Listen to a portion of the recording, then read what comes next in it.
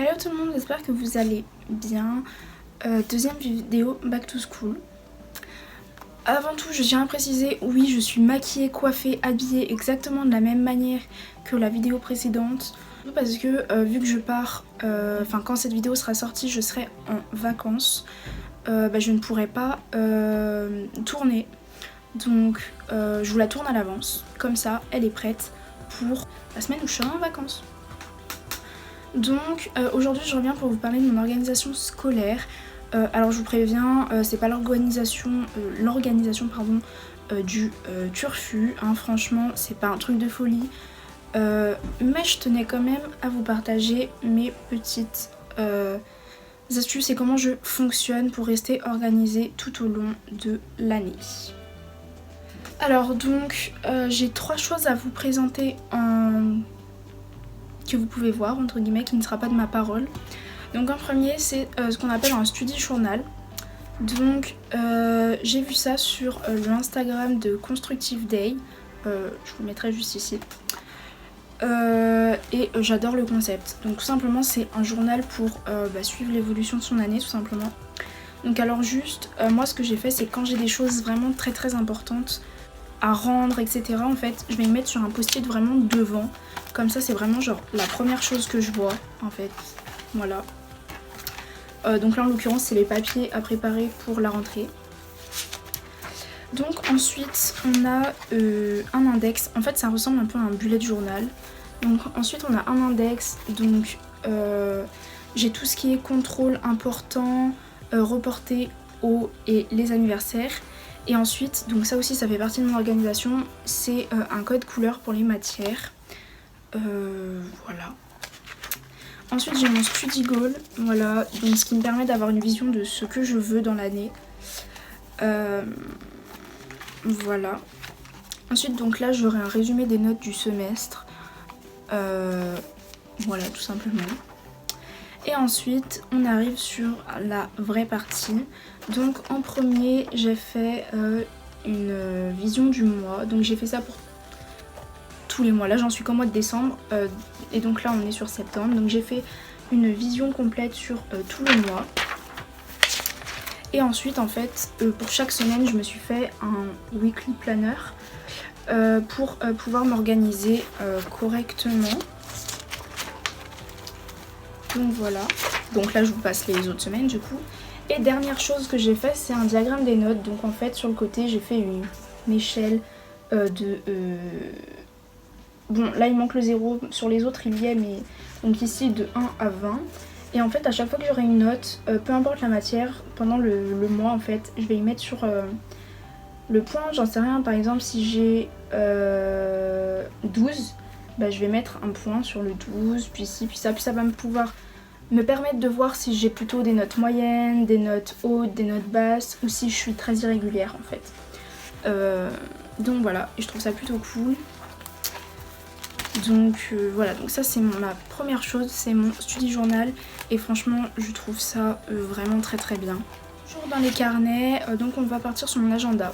Donc là moi c'est un agenda de chez Emma, et en fait l'année dernière j'en ai eu un aussi de chez eux. Et si vous savez pas, en fait ce magasin ils font très très peu d'agendas journaliers, mais beaucoup d'agendas hebdomadaires, donc à la semaine. Et donc l'année dernière pour la première fois j'ai eu un agenda sous forme de semaine, et en fait j'ai adoré. Du coup depuis en fait je ne prends que ça, donc là je l'ai pris un plus grand. Mais voilà, donc on a une vision en fait sur toute la semaine, et j'adore parce que ça permet de s'organiser selon la semaine. En plus ça évite, je sais pas, genre d'arracher là pour tous les jours là les petites merdes ici. Là j'ai juste une tige que je mets à la semaine à laquelle je suis, et ça reste toute la semaine. Donc voilà, ça c'est plutôt cool. Mais en fait ce qui est surtout trop bien c'est le fait de pouvoir voir toute sa semaine. Alors la différence entre la semaine qu'il y a ici et les semaines du study, en fait ça va être tout simplement l'organisation. C'est à dire qu'ici c'est juste mes devoirs, la date à quand je dois le rendre, etc. Alors qu'ici c'est quand je vais le faire. Troisième point, c'est le fait que je fais toujours mes devoirs en avance. Pourquoi ? Vous allez me dire pourquoi te surcharger ? Alors je me surcharge pas vraiment dans le sens où en fait je répartis mon temps sur la journée, c'est-à-dire que j'ai mes cours et par exemple les moments où j'ai des pauses où je suis libre, au lieu de sortir entre amis etc, en fait ce que je vais faire c'est que je vais aller au CDI pour pouvoir m'avancer. Avant je faisais pas ça, puis j'ai commencé à faire ça depuis février 2020 et en fait ou janvier 2020, ouais janvier 2020, et en fait le principe je le trouve cool dans le sens où quand tu rentres chez toi, bah déjà t'as moins de choses à faire, ça se trouve t'as même plus rien du tout à faire. Ensuite il y a aussi le fait que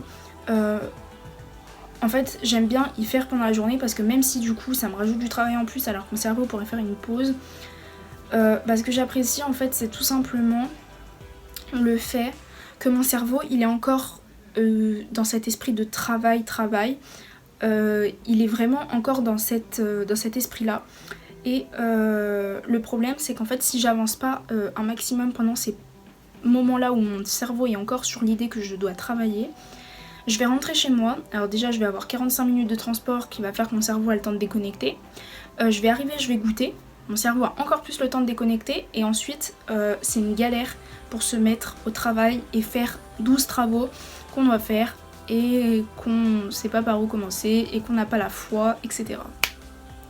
Donc ça vraiment c'est un point très précieux pour moi au niveau de l'organisation. Essayez et vous verrez ça change beaucoup de choses. Et dernière chose, c'est que je fonctionne aux pochettes, je m'explique.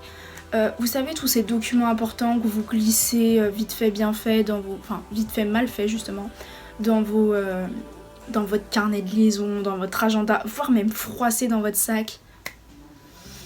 Souvent c'est des documents qui finissent perdus. Je suis désolée de vous le dire, mais c'est des documents qui finissent perdus la plupart du temps. Et donc moi ce que je fais, donc je fais ça toujours depuis septembre 2019, c'est que j'ai une pochette, donc là elle vient de chez Emma en fait, spécifique pour les documents importants. Vraiment dedans il n'y a que les documents importants, donc les documents importants à rendre ou ceux qu'on nous donne, mais il y a vraiment que ça en fait, et du coup ça me permet de pas mélanger avec d'autres feuilles, avec des cours etc, et que c'est pas perdu. Alors oui c'est chiant à chaque fois de sortir une pochette et tout, moi aussi je préférerais y foutre en vrac dans mon sac, mais non, au moins je ne perds rien. C'était mon organisation scolaire, j'espère que je vous aurai aidé, voire même peut-être inspiré. Et puis je vous fais des gros bisous et à la prochaine.